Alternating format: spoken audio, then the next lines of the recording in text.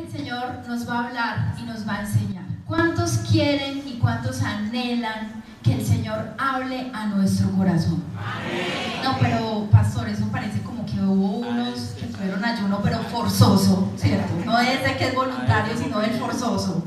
¿Cuántos anhelan que el Señor hable hoy algo especial a su vida y lo cambie y lo transforme? ¿Cómo dice eso? Amén, ¿cierto? Como cuando dicen, vengan todos a almorzar, ¿cierto? Y ahí sí, amén, ¿cierto? Esta es la palabra entonces que el Señor tiene para nosotros. Pero yo le voy a pedir un favor, ahí donde usted está, no lo voy a hacer parar. Incline su rostro al Señor. Porque me enseñaba mi esposo una cosa, y es que el nivel más alto de la comunicación es la escucha. Muchas veces llegamos aquí a la iglesia y empezamos, Señor, mira lo que me está pasando, Señor, y no escuchamos a Dios.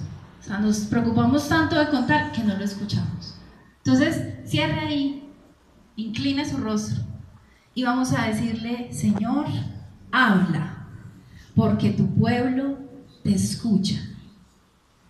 Y este silencio que hay hoy en este lugar, Señor, que sea el silencio de acallar nuestras voces, nuestros pensamientos internos, para escuchar tu voz.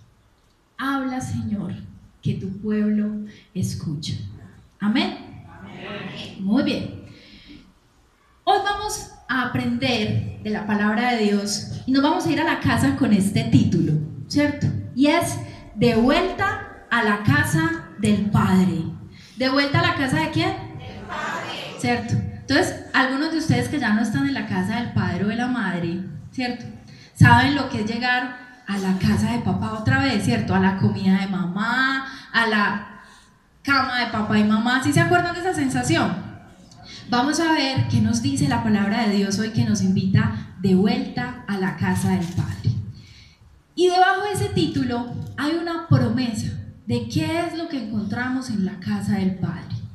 Y si hoy usted, ahí en la intimidad de su corazón, siente que usted no está viviendo esta promesa que vamos a leer a continuación, hoy Dios quiere hablar a tu vida. Porque hemos venido hoy aquí para volver a ¿dónde? Y dice que ¿qué hay en la casa del Padre? Dice, me mostrarás la senda de la vida.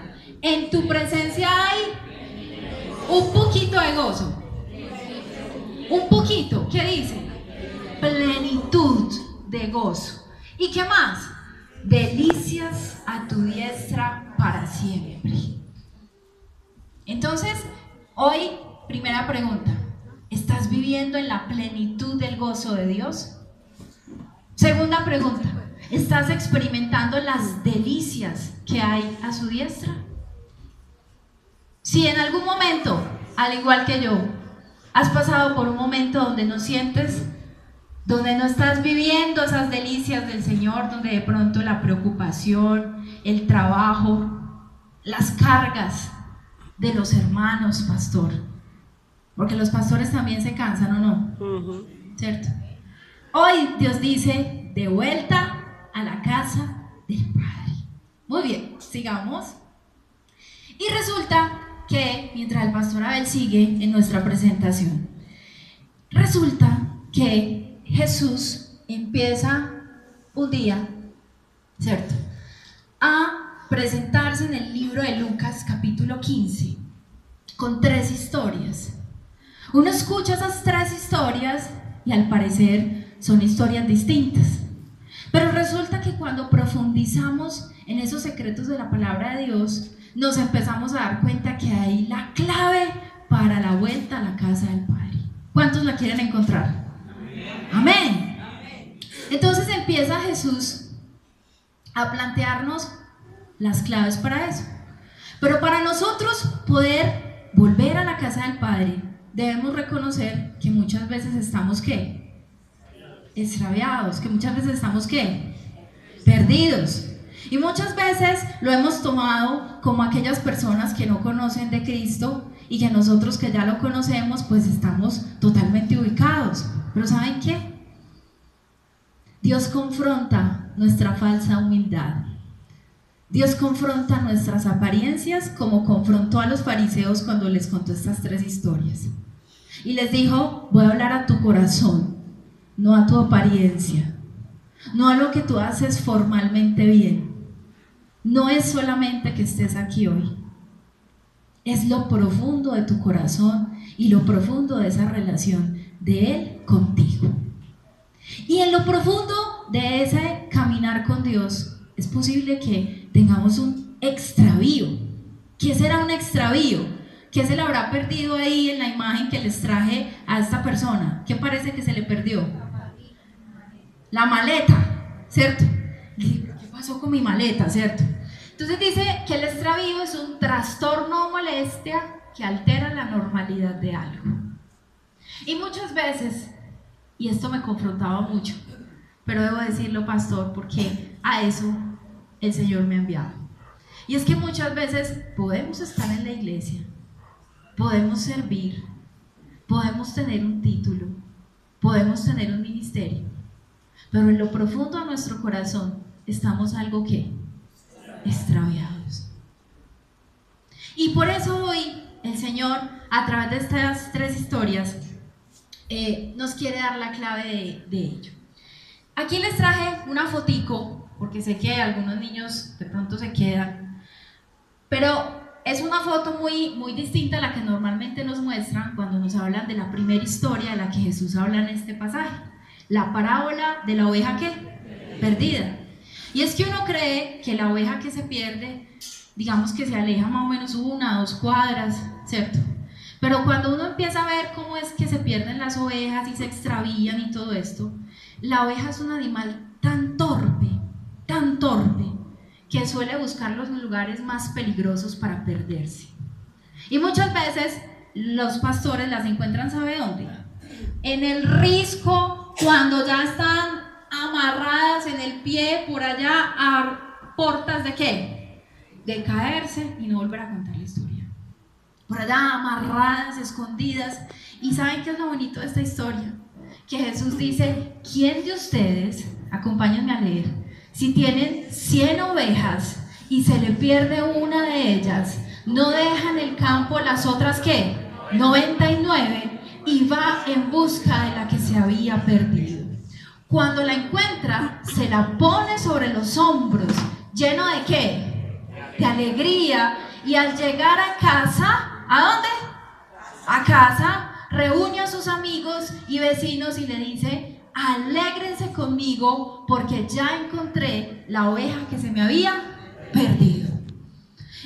¿Algunos de ustedes han encontrado en aquel pantalón que se quitó un billete con el que no contaba?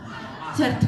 Entonces las mamás aquí guardan silencio porque saben que ellas son las que viven este momento de alegría, ¿cierto? En el momento de la lavada. Los caballeros que no lavan no viven, no experimentan esta alegría, ¿cierto? De encontrar algo con lo que no contábamos, ¿cierto? ¿Cierto? Lo que nos está describiendo Jesús en este pasaje es el gozo de ser hallado, el gozo de ser encontrado, el gozo de perderse y ser hallado. Yo recuerdo que cuando era muy pequeñita me perdí, me fui detrás de una muñeca, me dijeron vaya dígale a su papá tal cosa, yo dije papá, yo me rebeldizo y me fui a buscar mi muñeca y buscando la muñeca Zaira se pierden, sí, y buscando mi muñeca pues resulta que me perdí en el centro de Medellín, en el Éxito de San Antonio, en la época donde robaban niños, donde ponían bombas, donde todo eso todo era horrible, ¿cierto? Y esa sensación de uno sentir que nunca más va a volver a ver a sus papás, que ya se perdió. Imagínense qué piensa un niño de 5 años que se ve perdido, extraviado y no sabe cómo encontrarlos, ¿cierto? Usted no sabe la alegría que me dio a mí ver a mi mamá, ¿cierto? Creo que es la de esa en la vida, ¿qué más alegría me ha dado verla, ¿cierto? ¿Por qué? Porque es el gozo de ser ¿qué? Hallado. Entonces, ¿saben qué es lo lindo de esta historia? Que esa ovejita está por allá donde normalmente se van. Esto es lo que pasa con las ovejas en la realidad y en la práctica. Se van a los lugares más peligrosos. Y hasta allá fue el pastor, dejó 99, porque tu vida, May, porque tu vida, hermano Isaí, es suficientemente valiosa para Dios como para irla a buscar a costo de lo que sea. Entonces lo que Jesús quiere decirnos es que esa búsqueda de Él como pastor por nosotros como ovejas es una búsqueda individual, es una búsqueda personal y es una búsqueda a todo costo, donde tu vida, donde tu corazón es tan valioso que si en los términos humanos hiciéramos una relación de costo-beneficio, les pregunto, ¿quiénes hubieran quedado con las 99 y que se pierda una sola? Todos, ¿cierto? Pero el costo de tu corazón, de uno solo, para el Señor, es incalculable. Él piensa al revés, deja las 99 y a costa de lo que sea, no importa el riesgo peligroso, va y busca la oveja. Amén. Pero resulta que qué tan raro que Jesús siguió, Abelito siguió, con otra historia. Y dice, o también, ¿qué mujer si tiene cuántas monedas? 10, y se le pierde una de ellas, no enciende la lámpara y barre la casa y la busca afanosamente hasta que la encuentre? Y cuando la encuentre, reúne a sus amigas y vecinas, algunas no cuentan, sino que encuentran el billete y no llaman a las amigas, ¿cierto? Y les dice, alégrense conmigo porque ya encontré la moneda que se me había perdido. Entonces, lástima que por las luces no se ve, pero esto ha impactado tanto a la historia de la humanidad que nosotros que no hemos ido a Nueva York, ¿cierto? Allá hay una obra que se llama La dracma perdida. Y es esta mujer agachada, buscando, desesperada, con una mechita de luz, la moneda que se le había perdido. Sigamos, porque lo que Jesús nos quiere decir ahora es que no es cualquier búsqueda, es una búsqueda ¿qué? Diligente, incansable. Esta mujer barrió la casa, prendió la mechita de luz, se agachó y hasta que no la encontró, no quedó ¿qué? ¿Cierto?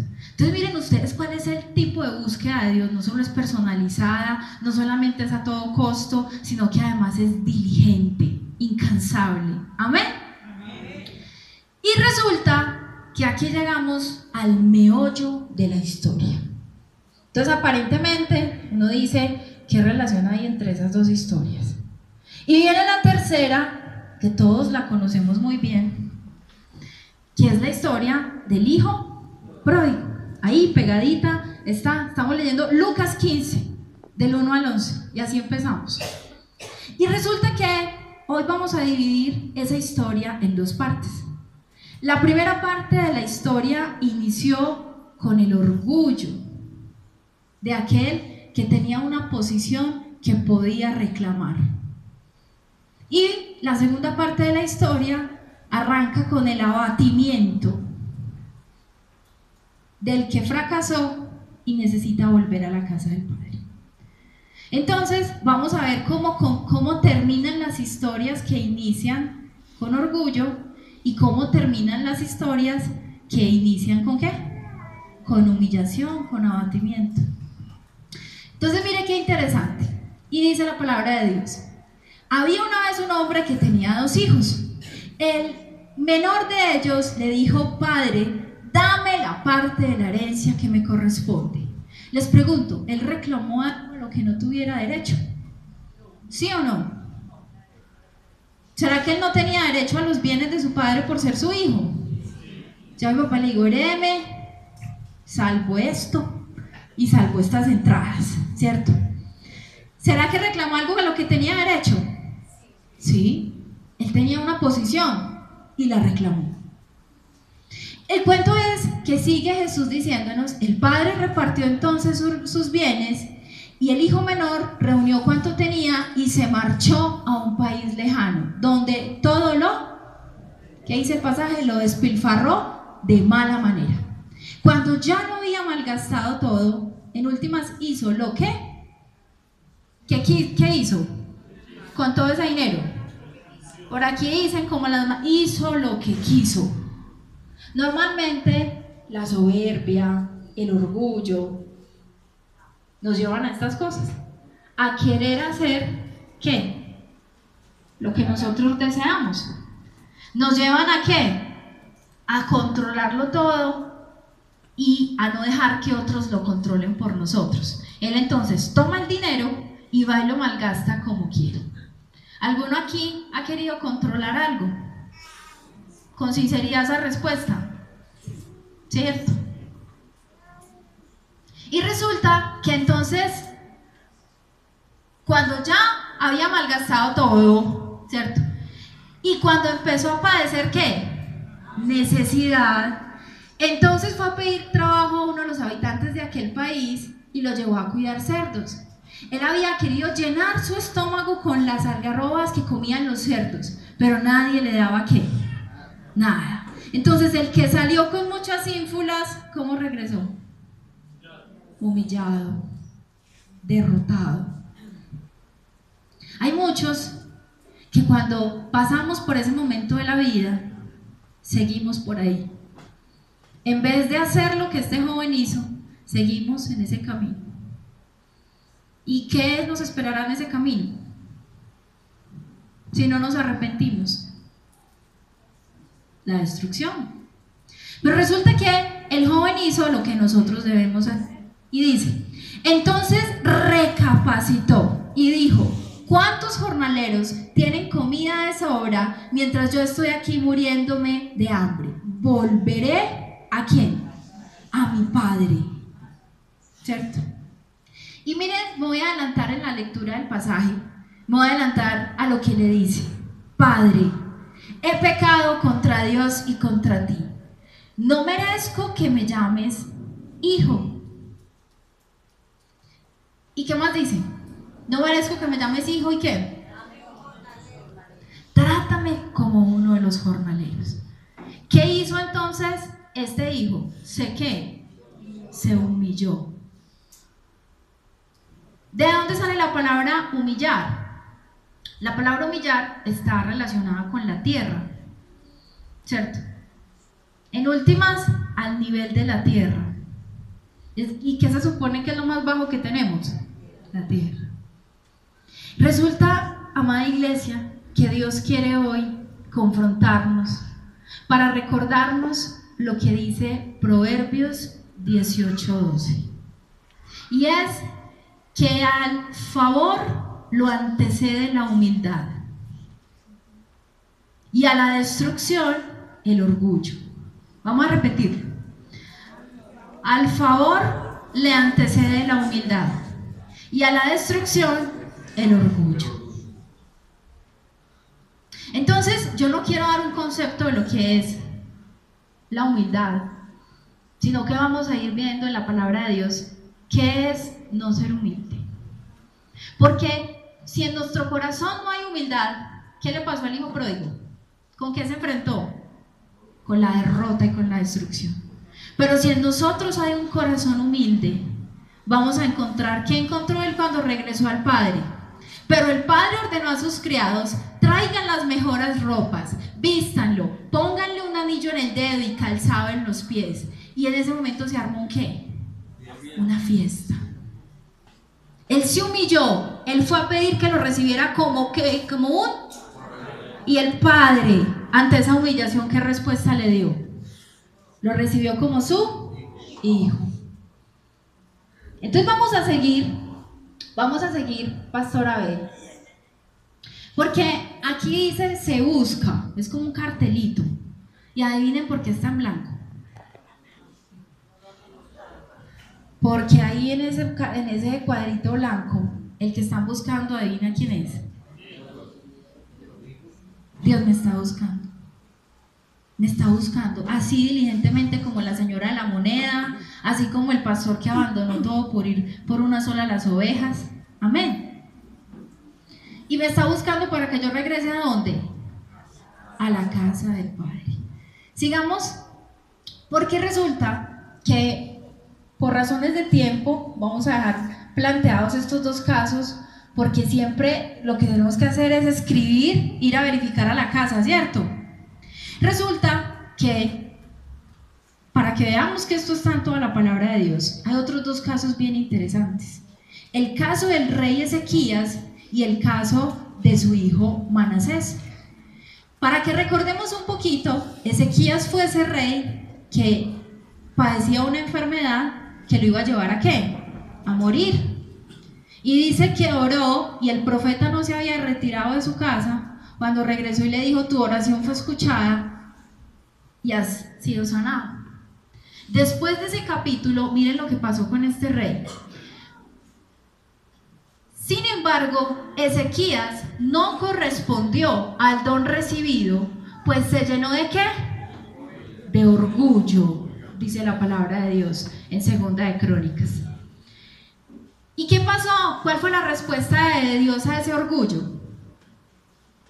Y el Señor se enfureció contra él y contra Judá y Jerusalén. Punto seguido, pero miren cómo cambió la historia. Pero se arrepintió de su orgullo y junto con los habitantes de Jerusalén, el cólera del Señor no llegó a estallar contra ellos en la vida de Ezequías. Entonces vimos un rey que recibe el favor de Dios. Y dicen los estudiosos que este fue uno de los reyes de más avanzada en Israel, que hizo grandes acueductos y que fue reconocido alrededor. ¿Y qué pasó cuando él empezó a tener tantas flores? ¿Qué hizo? ¿Cierto? Se le creció el cuello, hermanos. ¿Cierto? ¿Y qué pasó? Se enorgulleció. Y tuvo entonces, para que no viniera sobre el pueblo la ira de Dios, tuvo él que hacer ¿qué? Humillarse y arrepentirse. Y el problema es que los hijos hacen lo que ven hacer a los papás. Su hijo Manasés empezó a reinar muy joven, y dice la palabra de Dios en Segunda de Crónicas 32 del 1 al 3 todo lo malo que hizo este muchacho, hermanos. Este era el hijo calavera, ¿cierto? Dice que hizo cosas tan malas que ni los mismos pueblos cananeos que Dios expulsó de la tierra hacían. Dice que pasó su hijo, lo ofreció en sacrificio. Dice que llenó el templo de Dios de imágenes de las que había en aquella época. O sea, hizo lo que más desagradaba al Señor. ¿Y saben qué hizo Dios? Vino un profeta y le dijo: joven, usted que está tan orgulloso, ¿cómo le parece que usted se va a ir a otro país, porque el rey de Asiria lo va a llevar a usted cautivo? Y así fue. Llegó el rey, estuvo cautivo en su tierra, es decir, lo perdió ¿qué? Y allá donde estaba, dice la palabra de Dios lo siguiente: entonces el Señor hizo venir contra ellos a los jefes del rey de Asiria, que apresaron a Manasés con ganchos, con cadenas de bronce, miren ustedes, y se lo llevaron a Babilonia. Pero en la adversidad trató de buscar a Dios. ¿Y qué dice? Se humilló profundamente ante el Dios de sus antepasados. Le suplicó, Dios lo atendió, lo escuchó. ¿Y saben qué hizo? Le devolvió su reino y lo hizo regresar a su reino. ¿Cuál es la lección hasta aquí? Nos la están repitiendo mucho. ¿Cuál es la lección? Humillarnos al nivel de la tierra. Muy bien. Entonces, el principio, lástima que no se ve mucho en la diapositiva, pero Pastor Abel, usted lo va a decir en voz alta para toda la iglesia. ¿Qué dice ahí la imagen? ¿Usted que lo ve ahí? ¿Qué dice?